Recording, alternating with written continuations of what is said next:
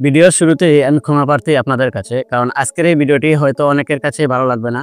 কারণ আজকে আমি আলোচনা করব বিকাশ স্টুডেন্ট অ্যাকাউন্ট নিয়ে।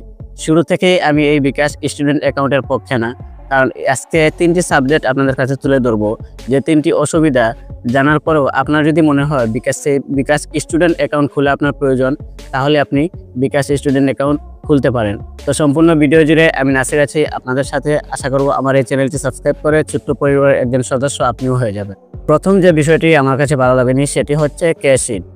আপনি বিকাশ স্টুডেন্ট অ্যাকাউন্টে এজেন্ট থেকে ক্যাশ ইন করতে পারবেন না। আর একটু সহজ করে যদি বলি, আপনি আপনার বিকাশ স্টুডেন্ট অ্যাকাউন্টে যদি আপনার টাকার প্রয়োজন হয়, তাহলে আপনি যে কোনো বিকাশের দোকানে গিয়ে এজেন্ট থেকে ক্যাশ ইন করে নিতে পারবেন না।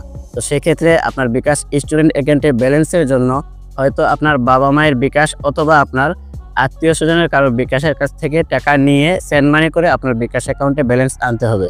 যদি আপনার পরিচিত কারোর কাছে বিকাশ অ্যাকাউন্টে ব্যালেন্স না থাকে, তাহলে আপনি আপনার বিকাশ অ্যাকাউন্টে ব্যালেন্স আনতে পারতেন। দ্বিতীয়ত হচ্ছে লিমিট।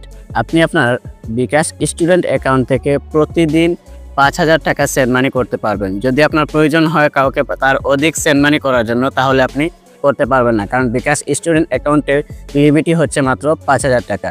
এবং তারপরে হচ্ছে পেমেন্ট অপশন।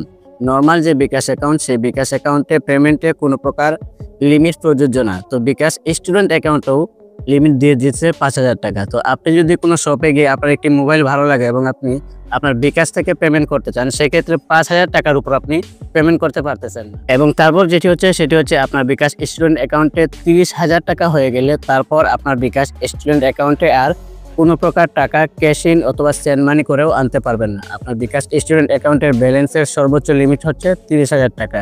এই 30,000 টাকার উপর হয়ে গেলে আপনার এই বিকাশ স্টুডেন্ট অ্যাকাউন্টে আর কোনো প্রকার টাকা ক্যাশ ইন হবে না, অথবা সেন্ড মানি করেও আপনি চাইলে আনতে পারবেন না।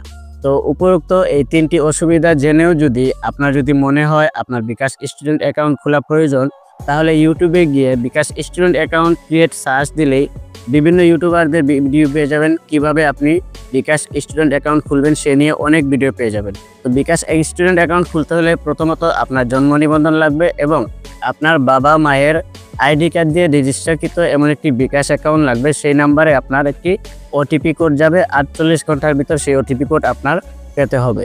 তো ভিডিওটি ভালো লাগলে অবশ্যই একটি লাইক দিবেন এবং আমাদের এই চ্যানেলটি সাবস্ক্রাইব করে আমাদের সাথেই থাকবেন। দেখা হচ্ছে পরবর্তী কোনো ভিডিওতে নতুন কোনো টপিক নিয়ে। সে পর্যন্ত ভালো থাকুন, সুস্থ থাকুন। আসসালামু আলাইকুম।